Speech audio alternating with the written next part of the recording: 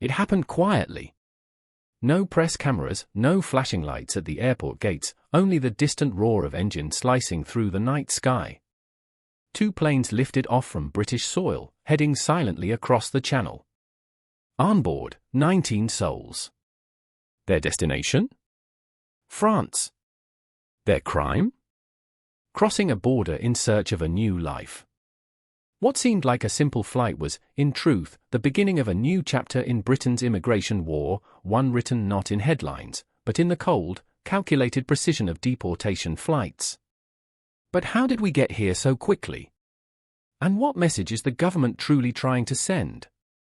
Before we uncover this gripping story, make sure to like this video, subscribe to Echo Britain, and drop your thoughts below. This channel thrives on your voice. Was this the right move, or another chapter of political theatre? Your comment could be the spark that ignites the next debate. In a move that caught many by surprise, the British government confirmed that 19 migrants have been deported to France under a newly signed returns deal between London and Paris. It didn't happen all at once. The first flight, discreet, unannounced, took off earlier this week.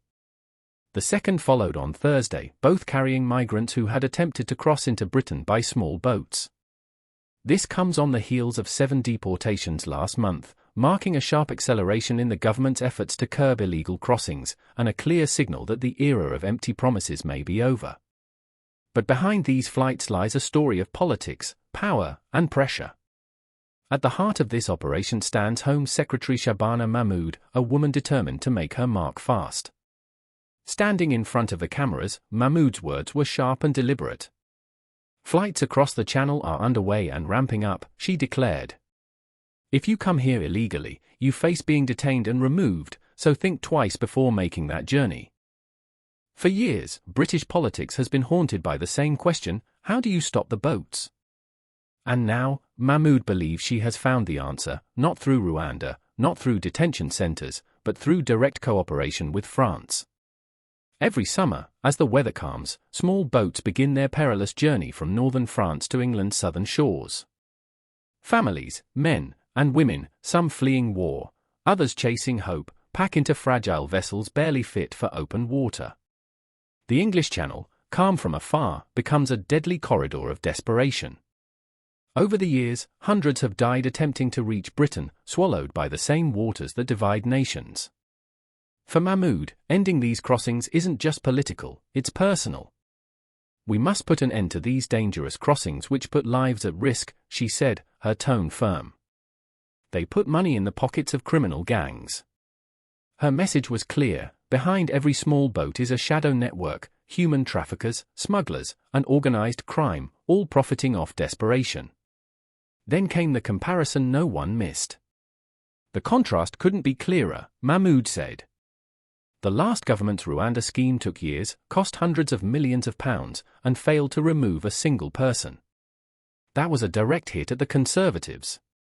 The Rwanda plan, launched with fanfare by the previous government, was supposed to deter illegal migration by sending asylum seekers thousands of miles away to Africa. But it became one of the most controversial and costly failures in modern British politics. Not a single deportation flight ever left the runway.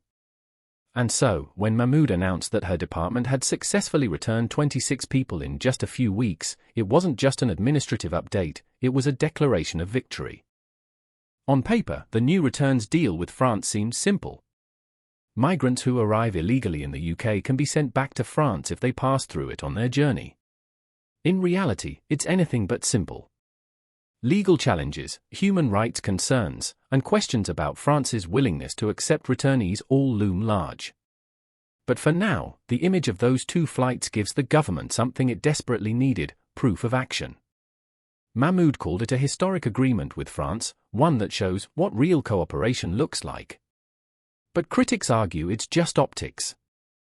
Deporting 19 people doesn't solve the crisis, not when tens of thousands continue to arrive each year. Still, perception is power. And for the Labour government, that perception might be enough to shift the narrative from talk to tangible results. Behind the scenes, insiders describe a fast-paced operation inside the Home Office. Officials are under direct orders to accelerate removals, not in months, but in days. Temporary detention centres near Dover and Kent have been quietly restructured for faster processing. And sources claim more flights are already scheduled, weekly, if not daily, depending on France's capacity to receive returnees. Every new deportation is meant to send a signal to smugglers, to migrants, and to the British public that the system works. But does it really? Because behind the headlines lies a deeper struggle, the fight for political credibility. Labour, still haunted by accusations of being soft on migration, needs wins. And fast. Shabana Mahmood, seen as one of the party's rising stars, knows that immigration is the most volatile issue in Britain. For every citizen who praises the government for acting, another accuses it of cruelty, of turning away desperate souls. Mahmood's team insists this isn't about cruelty, it's about control. They argue that by stopping illegal crossings, the UK can open safer, legal pathways for those genuinely in need. In her words, we're restoring fairness to the system. But the question remains, fairness for whom? For every 19 deported, 19 stories remain untold. Who were they? What pushed them onto those fragile boats?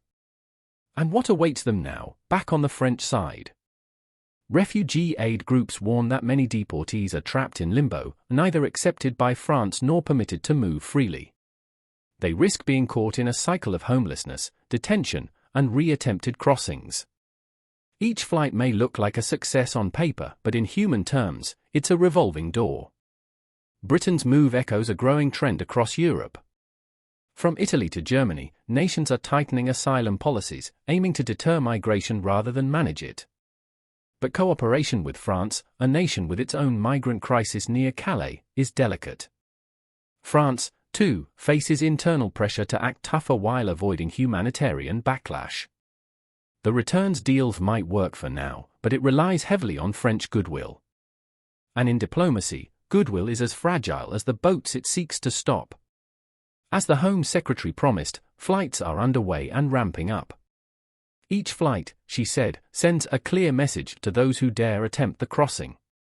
If you come here illegally, you face being detained and removed, so think twice before making that journey. It's a statement meant to echo across the Channel, a warning wrapped in steel. But as history has shown, desperation rarely listens to warnings.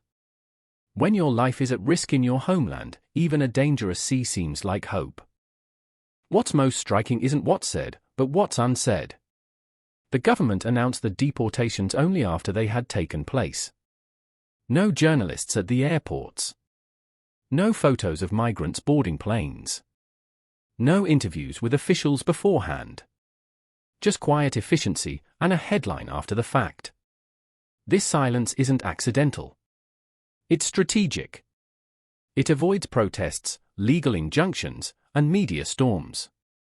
It allows the government to show strength without spectacle. But it also raises a haunting question. When power operates in silence, who holds it accountable? Britain's immigration story is cyclical. Every few years, a new government promises to fix the system. Every time, the rhetoric changes, but the crossings continue. So, are these new flights the dawn of a genuine breakthrough? Or just another round in an endless political play? Time will tell. For now, the numbers speak for themselves. 26 people returned in a few weeks. 2 flights this week. Dozens more planned.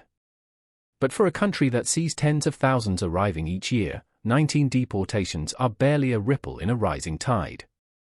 As the engines fade into the distance and another night settles over the Channel, Britain sends its message not through speeches or press releases, but through action in the dark. A new policy. A new image. A new government trying to prove it can act decisively, even when the world isn't watching. And perhaps that's the real message. Control isn't always loud. Sometimes, it whispers through the night, aboard a plane heading quietly toward France. If this story made you think, don't leave in silence. Hit like, subscribe to Echo Britain, and tell us what you believe. Is Britain finally getting tough on illegal migration? Or are we watching another illusion of control? The debate starts with you.